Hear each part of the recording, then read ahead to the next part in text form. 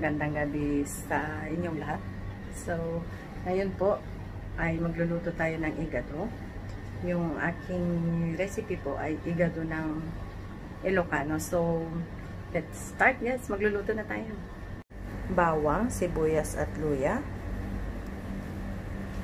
Kailangan din natin ng suka, yung toyo, syempre mantika. Ito po yung belly ng baboy, atay ng baboy, puso ng baboy, at tenga ng baboy. Lalagyan po din natin siya ng carrots, ng patatas, red chili, green peas. So, kailangan din natin siya ng paminta at laurel. Yung laurel ko po ay durog-durog. So, lalagyan ko siya ng kunting sili para medyo maanghang. Lalagay tayo ng magic sarap, salt, and bechin. So, let's start guys. Magluluto na tayo. So, ito yung buong recado natin.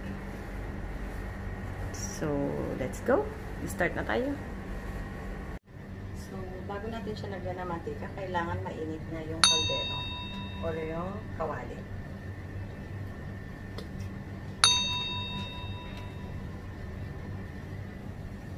Pag mainit na yung mantika, ilagay na natin yung bawang, luya, at sibuyas. Ayun lang yan yung mag-brown ng konti. Ilagay yung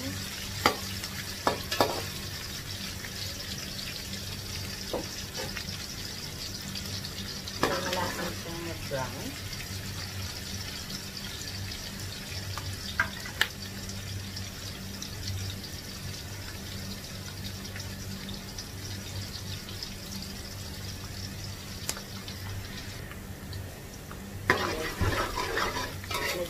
Brown na siya. So, konti pa. Kaya ilagay na natin yung mga karne niya.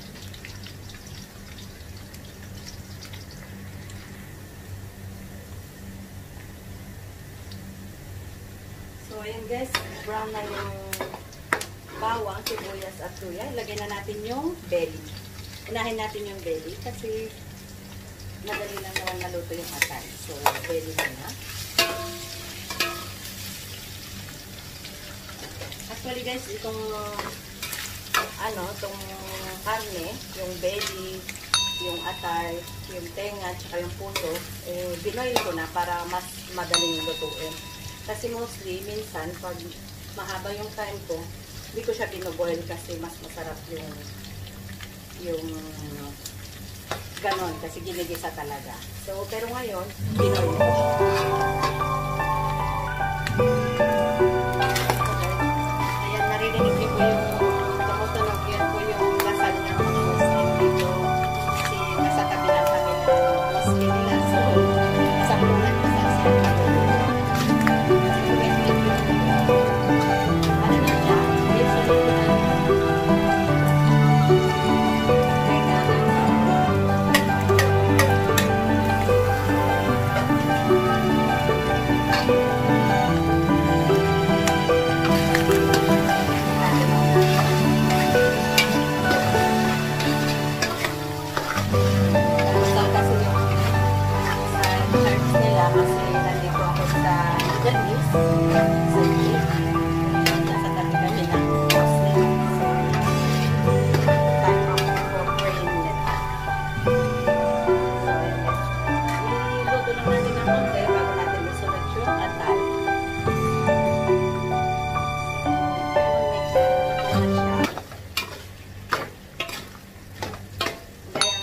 so, binoiling ko na yan kanina, so madali na lang siyang lutuin.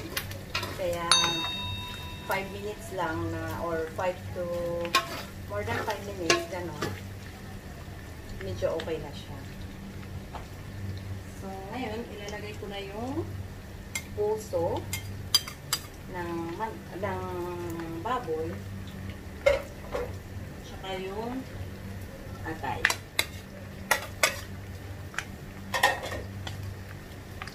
So, haluin lang natin siya.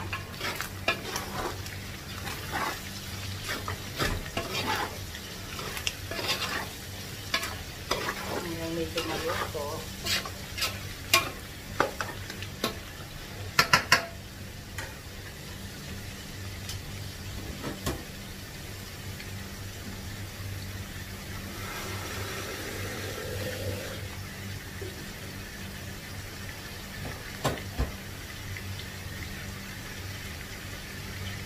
Ilagay na natin yung laurel tsaka yung black pepper na buo.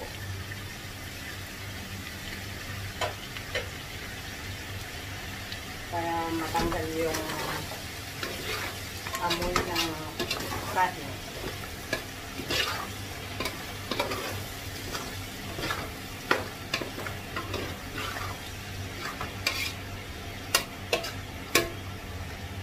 So, hayaan muna siya ng konti para medyo mas maluto pa. So, ganyan muna.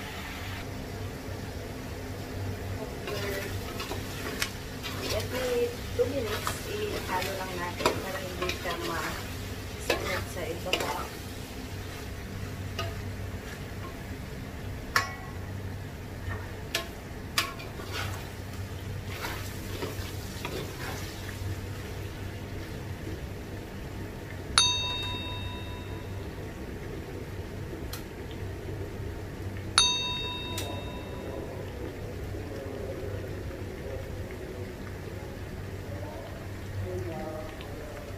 So, ito guys, after 5 to 10 minutes, lagay na natin yung toyo.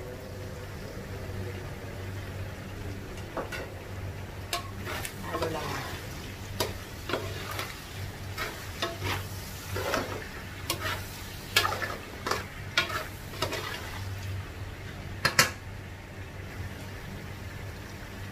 Then, lagyan din natin siya ilagay na natin yung suka para mawala yung amoy ng atay. Lagyan na muna natin. Halo na muna natin siya.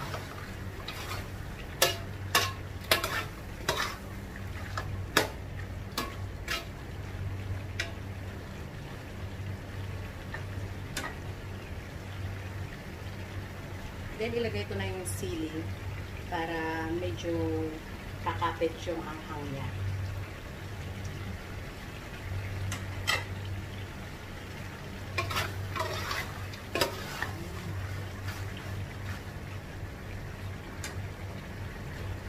Tapos, lagyan ko siya ng konting mainit na tubig para maluto ng konti yung karne.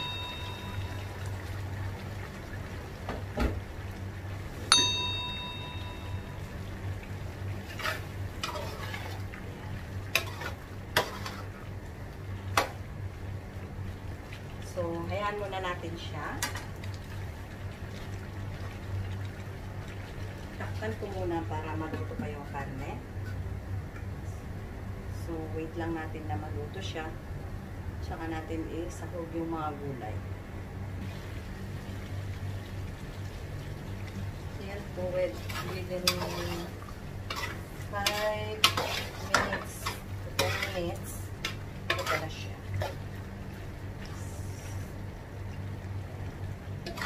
So, konting luto pa para ilagay ko na yung gulay.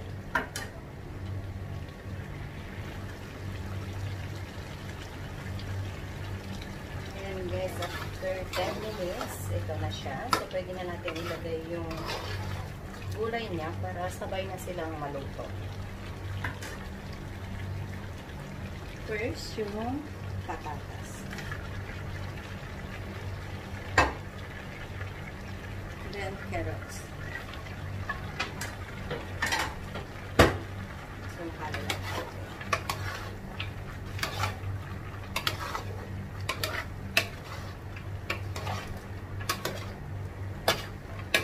Kung paano po yung cut ng karne, ganun din yung cut ng carrots saka yung patatas para sa ganun. Yung magandang tignan.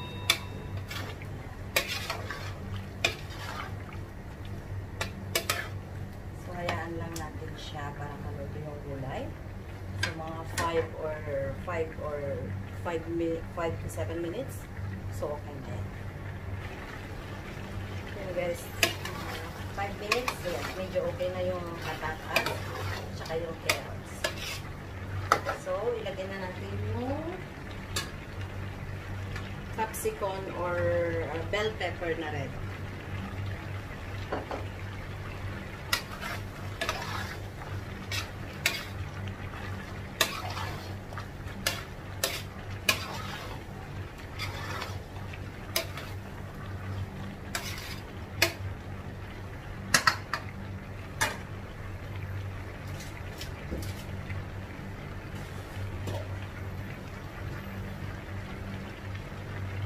Then, lagyan na natin siya ng konti lang na betchin.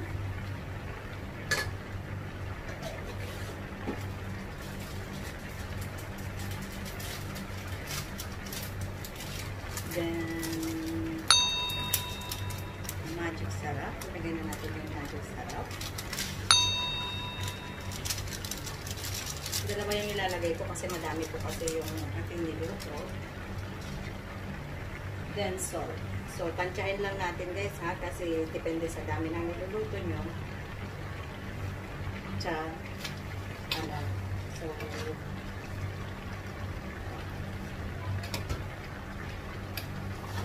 halo muna natin para maluto pa ng konti yung patatas sa carrots.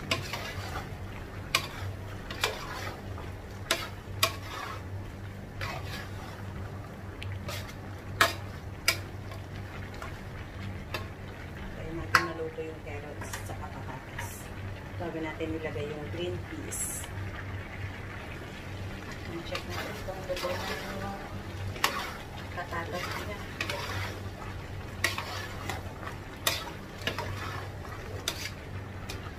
So, luto na yung patatas. So, ilagay na natin yung green peas.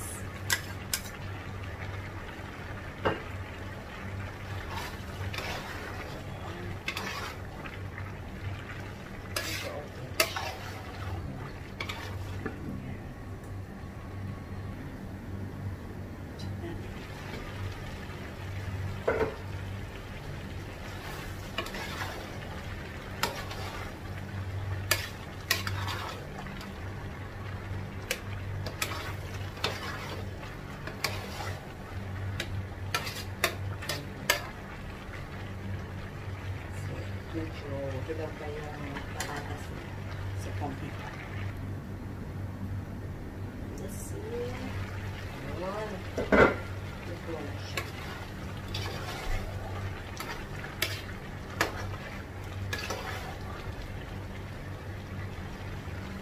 Guys, dito na yung patatas. So,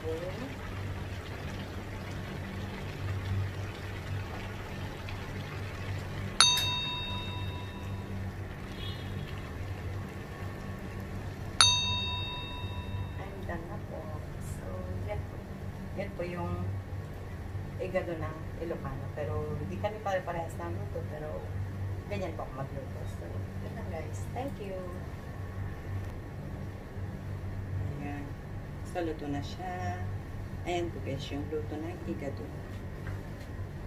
Thank you for watching. Please don't forget to subscribe and like, comment. Thank you so much.